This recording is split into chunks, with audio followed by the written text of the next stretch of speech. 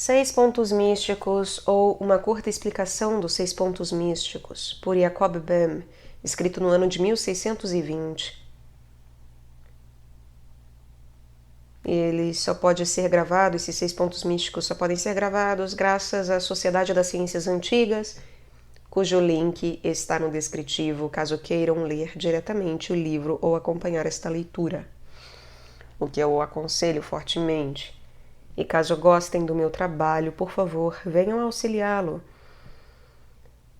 Tudo o que é feito aqui é de maneira totalmente voluntária. Seria muito bom que todos contribuíssem. Creio que meu trabalho vale ao menos R$1, não é verdade?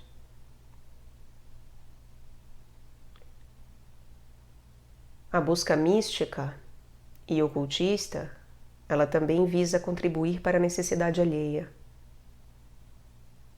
E eu também tenho necessidades. Também sou uma buscadora, assim como aqueles que chegam. Lembrem-se disso. É um apelo de coração. Creio que meu trabalho vale ao menos R$1 por mês. R$1 o livro lido, gravado. Talvez nem isso. Podem ser centavos. Serão muito bem-vindos.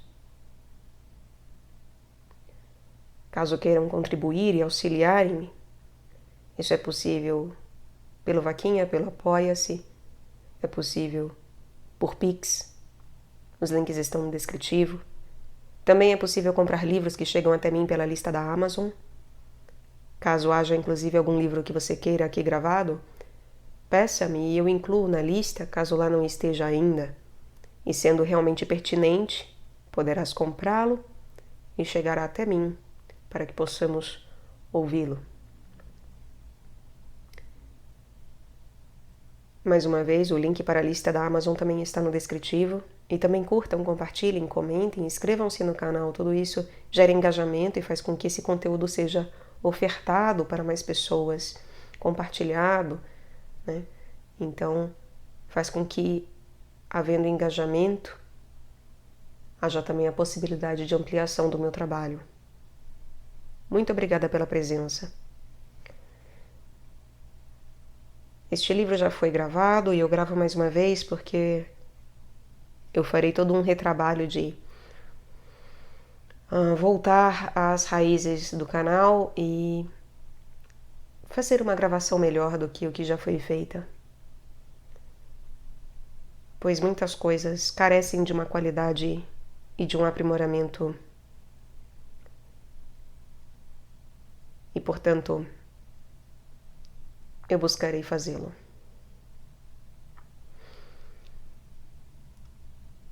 Uma boa escuta a todos. Primeiro ponto. Do sangue e da água da alma.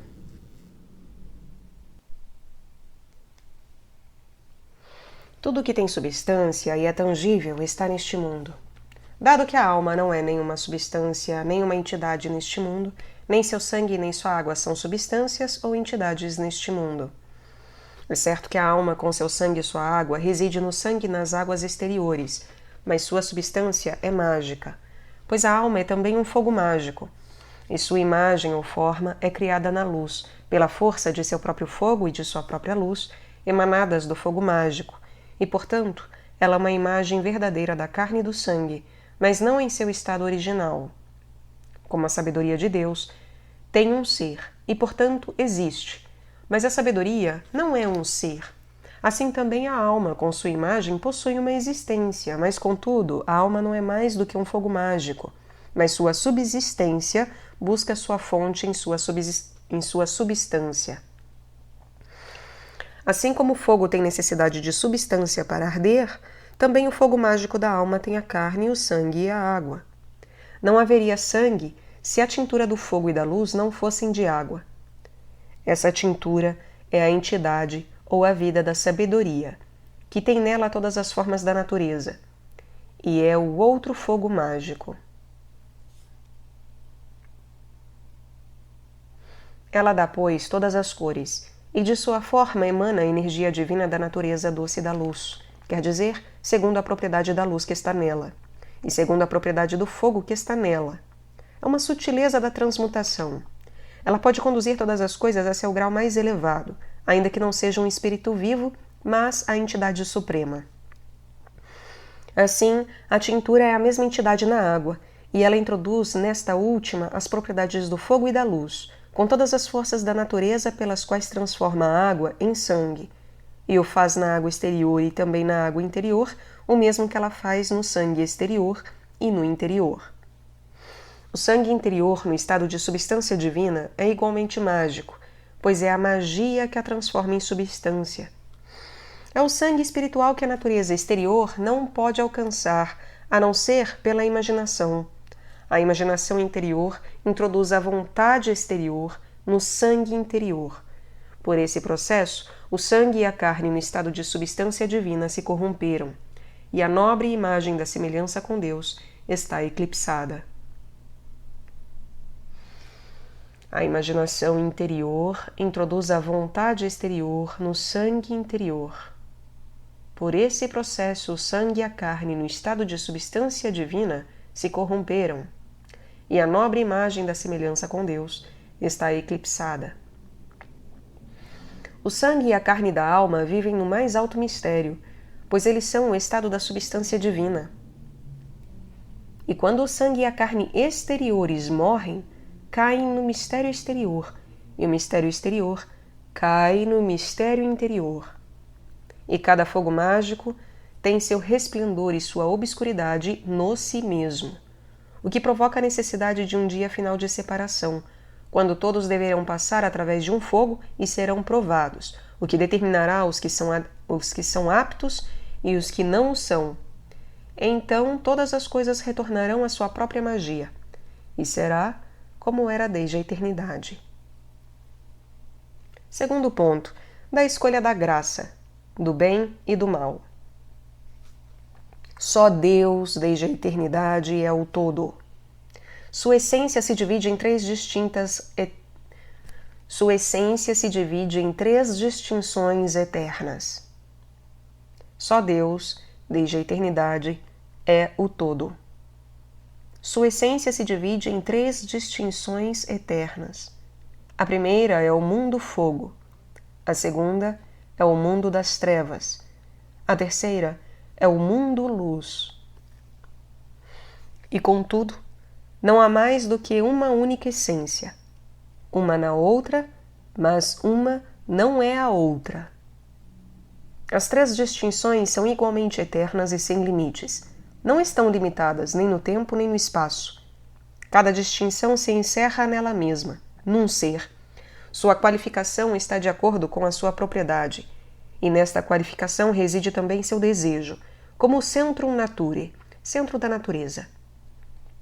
E o desejo é sua criação, pois o desejo cria o ser onde não havia nada, e com a essência do desejo, segundo a propriedade do desejo.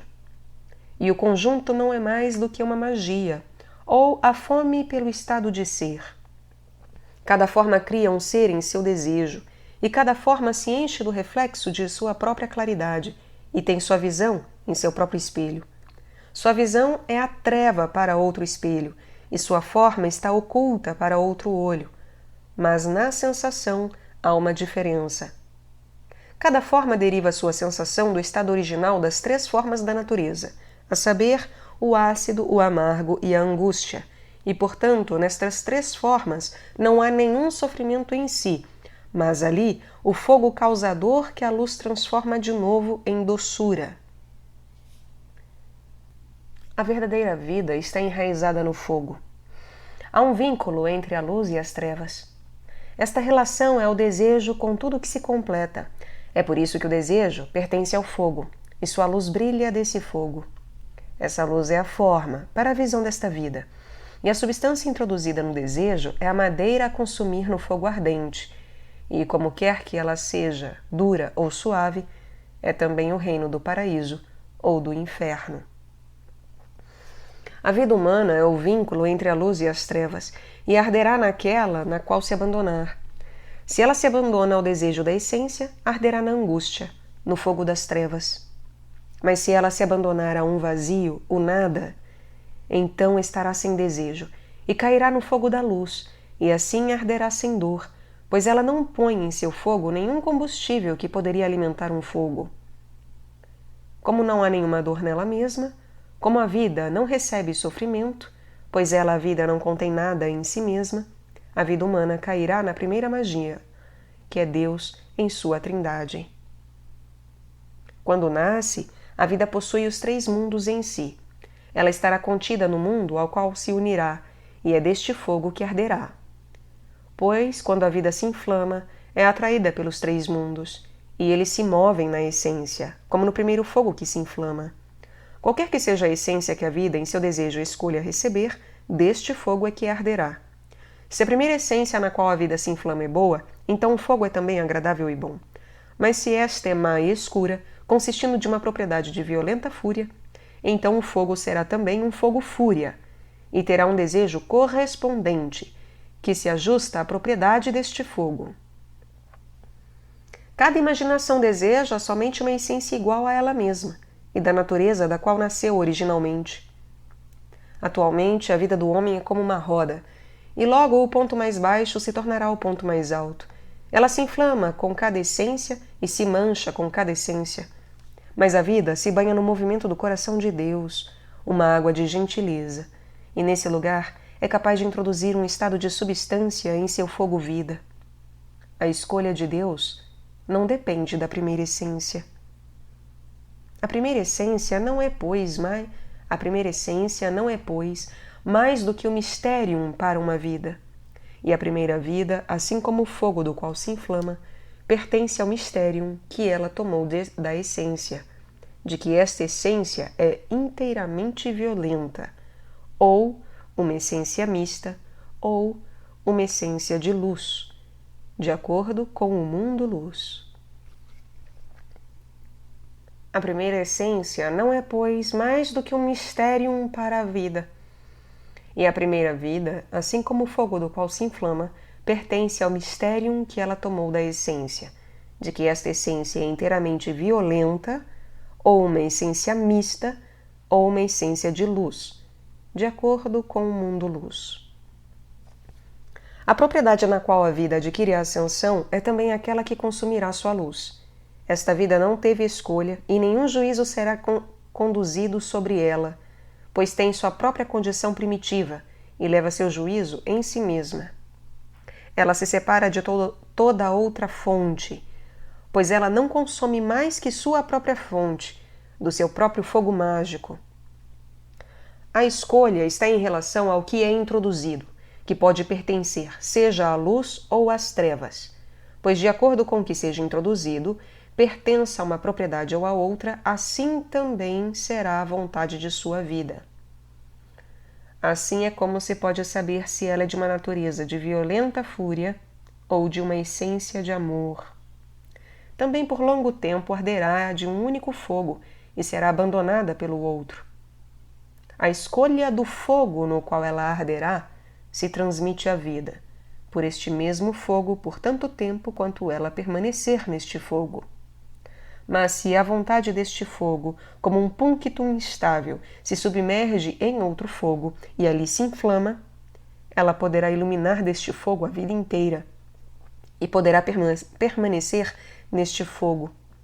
Então a vida renasce, seja para o mundo das trevas, seja para o da luz, segundo o mundo no qual a vontade se tenha inflamado. E então surge outra escolha. Eis aqui a razão pela qual Deus tolera que o homem ensine, assim como o diabo. Cada um dos desejos que a vida lança em seu próprio fogo se ilumina de si mesma. E assim cada um desses mysterium compreende o outro. Terceiro ponto. Do pecado. Do que é o pecado e por que é pecado? Algo que é uno não tem nem mando nem lei. Mas se esse algo se mescla a outro algo, resultam 2 seres diferentes, existindo como um só. Mas também há 2 vontades, uma operando contra a outra.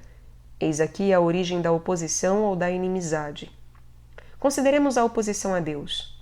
Deus é uno e bom. sem nenhum sofrimento ou qualidade limitada. E toda fonte ou qualidade está nele, mesmo que ainda não esteja manifestada, pois o bem absorveu o mal, ao contrário do si mesmo, e o guarda encerrado no bem, como um prisioneiro, pois o mal será uma das causas da vida e da luz, mas causa não manifestada. Portanto, o bem morre no mal, a fim de poder mover-se no mal, sem sofrimento, nem sensação em si mesmo.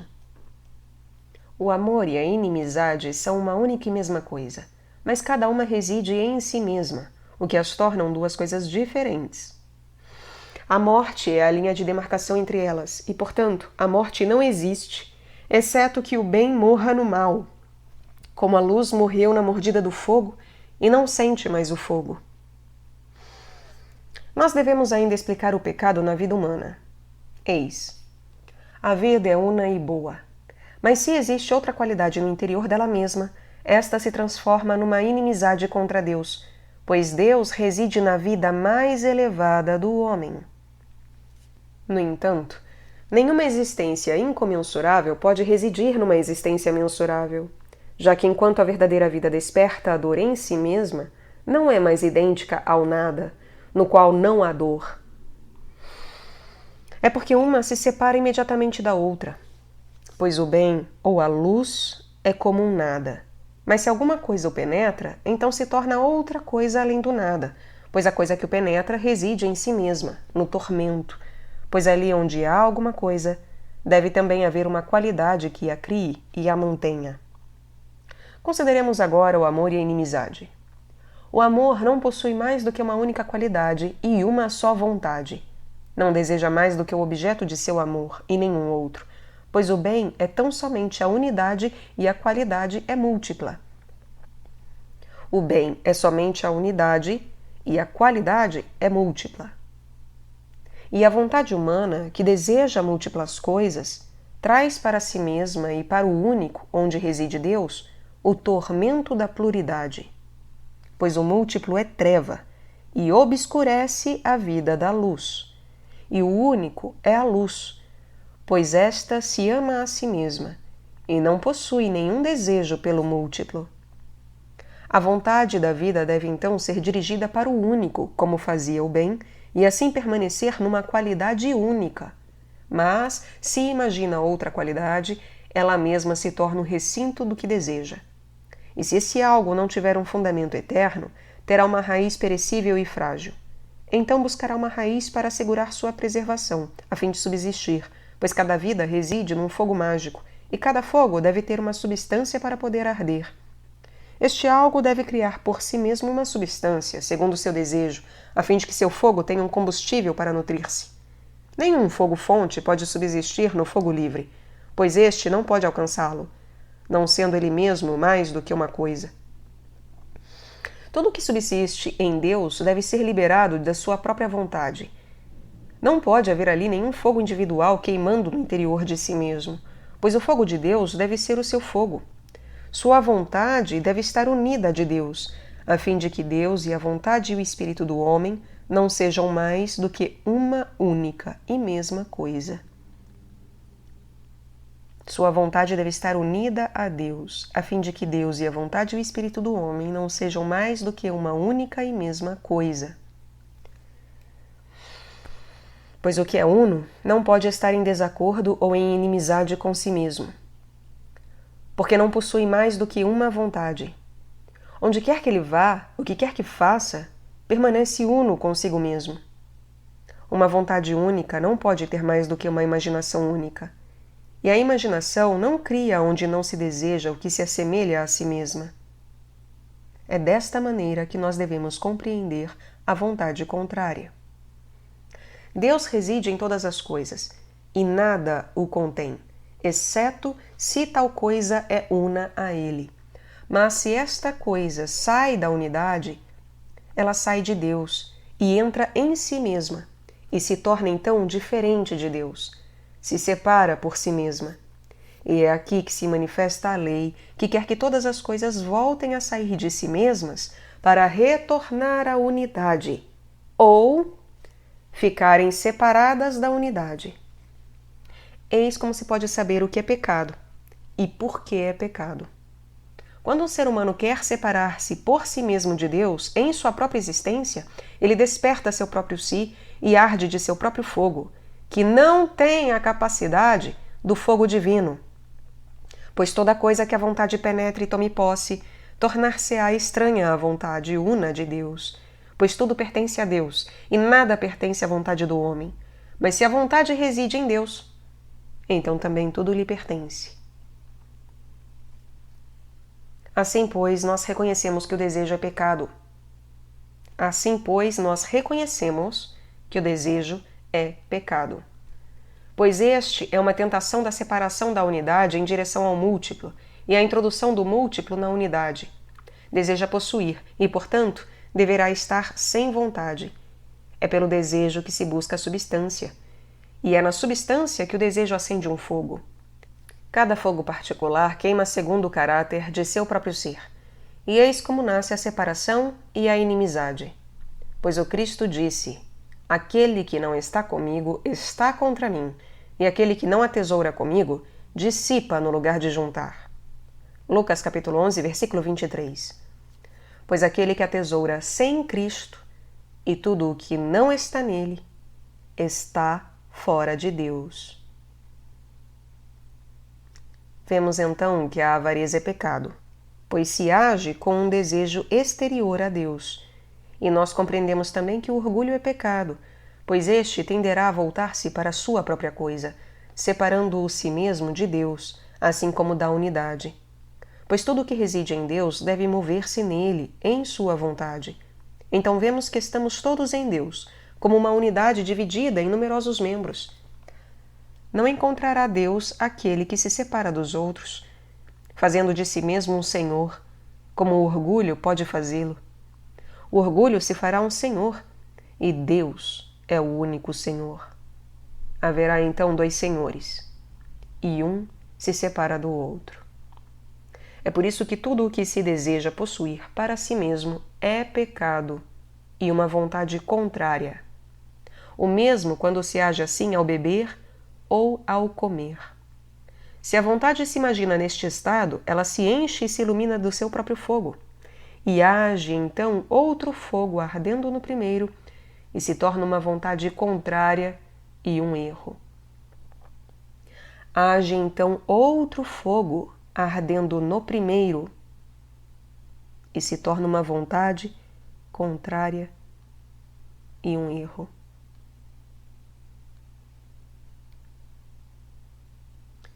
É porque nós devemos cultivar fora da oposição uma vontade nova, que se abandonará outra vez na unidade simples, e a oposição deverá ser quebrada e abatida.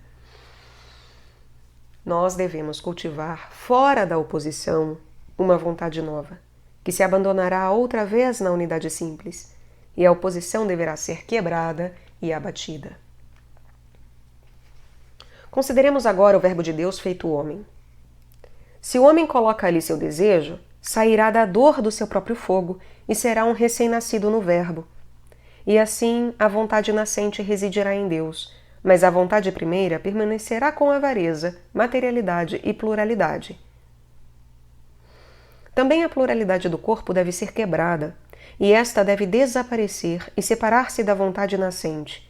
Então a vontade nascente conhecerá um novo nascimento, pois na unidade reabsorve tudo em si mesmo, não com seu próprio desejo, mas com seu próprio amor, um amor que está unido a Deus, a fim de que Deus esteja inteiramente em tudo e que sua vontade seja a vontade de todas as coisas, pois em Deus não existe mais do que uma única vontade. Assim, nós descobriremos que o mal deve estar subordinado à vida do bem, sempre que a vontade se retire de novo do mal, de si mesmo, ao bem. Pois o fogo da vida é constituído de ferocidade. Mas a vida da vontade de vida deve ter voltado contra si mesma, em conflito, pois deve fugir de sua ferocidade e não mais desejá-la. Ela não deve mais querer desejar, e, no entanto, a vontade de seu fogo quer dizer a vida do seu fogo deseja, e deve possuir o desejo. Eis aqui então a coisa: renascer na vontade. Cada vontade espírito que permanece no desejo do fogo de sua própria vida, como no ardor da madeira para o fogo, ou que ali penetra e possui o terreno, fica separada de Deus enquanto possuir o que é diferente, quer dizer, o terreno. Cada vontade espírito que permanece no desejo do fogo de sua vida, como no ardor da madeira para o fogo, ou que ali penetra e possui o terreno, fica separada de Deus enquanto possuir o que é diferente, quer dizer, o terreno. Então, nós reconhecemos como a superficialidade de beber e de comer engendra o pecado, pois a vontade pura que se separa do fogo da vida está mergulhada no desejo e aprisionada, e assim se encontra muito fraca no combate. Pois a fome do fogo ou do desejo a mantém cativa e acumula do ardente desejo, de tal maneira que esta mesma vontade dirige sua imaginação no desejo. Assim também a vontade colocada no desejo de beber e de comer é terrena e está separada de Deus. Mas a vontade que escapa do fogo terrestre arde no fogo interior e é divina. A vontade que não escapa do desejo terreno não se eleva além do fogo terrestre. Não. Ela é a vontade do fogo da alma que foi capturada e oculta pelo desejo terreno. Ela não deseja permanecer no desejo terreno, mas quer retornar à sua unidade em Deus, de onde ela encontrou originalmente a sua fonte. Mas, se ela é guardada prisioneira do desejo terreno, será encerrada na morte e sofrerá a agonia. Eis como compreender o pecado. Quarto ponto. Como o Cristo devolverá o reino a seu Pai? Durante a criação do mundo e de todos os seres, o Pai se põe em movimento segundo sua propriedade, quer dizer, pelo centro da natureza, pelo mundo tenebroso e o mundo fogo. Eles continuarão seu movimento e sua dominação até o momento em que o Pai se eleva segundo seu coração e o mundo luz, e Deus se torna homem. A seguir, o amor reina. A luz venceu a propriedade da violenta fúria do Pai e guia o Pai no Filho com amor. Depois, o Filho teve domínio sobre os que se vincularam a Deus. O Espírito Santo, que provém do Pai e do Filho, atrai os homens para a luz do amor, através do Filho, para Deus, o Pai. Mas no final dos tempos, o Espírito Santo voltará ao Pai e também a propriedade do Filho e as duas propriedades se tornarão ativas nesse instante. O Espírito do Pai se revelará no fogo e na luz, mas também na violenta cólera do mundo das trevas.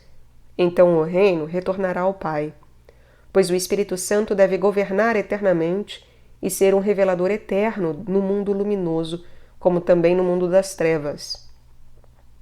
Pois os dois mundos permanecerão imóveis, e o Espírito Santo, que provém do Pai e do Filho, tem o direito de reinar eternamente nos dois mundos, segundo a natureza e a propriedade de cada um destes mundos. Ele só será o revelador das maravilhas, e a dominação eterna que ele exercerá com o Espírito será devolvida ao Pai, que é tudo, pelo Filho. Quinto ponto. Da magia. Do que é a magia, do que é o fundamento da magia. A magia é a mãe da eternidade, do ser de todos os seres, pois ela se cria a si mesma e seu entendimento reside no desejo. Ela não é ela mesma mais do que como uma vontade, e essa vontade é um grande mistério de todos os milagres e de todos os segredos, mas ela se manifesta pela imaginação da fome e do desejo de existir. É o estado original da natureza. Seu desejo cria uma imagem. Essa imagem ou figura é somente a vontade do desejo, mas o desejo cria na vontade um ser, semelhante ao que contém a vontade. A magia verdadeira não é um ser, mas o espírito do desejo deste ser. É uma matriz sem substância, mas que se manifesta num ser de substância. A magia é o espírito, e o ser é seu corpo, e, no entanto, os dois não fazem mais do que um, como a alma e o corpo não fazem mais do que uma só pessoa. A magia é o maior segredo, pois ela é superior à natureza e cria a natureza segundo a forma de sua vontade. Ela é o mistério do ternário, quer dizer que ela reside no desejo, na vontade de aspirar ao coração de Deus. Ela é a potência formadora na sabedoria eterna, sendo um desejo no ternário, no que a eterna maravilha do ternário deseja manifestar-se, em cooperação com a natureza. É o desejo que se introduz na natureza tenebrosa, e pela natureza no fogo e pelo fogo, pela morte ou violência, na luz da majestade. Ela é a potência formadora na sabedoria eterna, sendo um desejo no ternário, no que a eterna maravilha do ternário deseja manifestar-se em cooperação com a natureza. É o desejo que se introduz na natureza tenebrosa, e pela natureza no fogo e pelo fogo, pela morte ou a violência, na luz da majestade. Ela não é a majestade, mas o desejo da majestade. Ela é o desejo do poder divino, e não o poder em si mesmo, mas ela é a fome ou o desejo ardente do poder. Ela não é a onipotência de Deus, mas o elemento diretor da potência e do poder de Deus. O coração de Deus é o poder, e o Espírito Santo, a revelação do poder. Sem embargo, ela não é somente o desejo do poder, mas também do espírito condutor, pois ela contém o fiat em si mesma. O que o espírito vontade revela nela, a manifesta como um ser para a acidez que é o fiat. Tudo isso se cumpre segundo o modelo da vontade.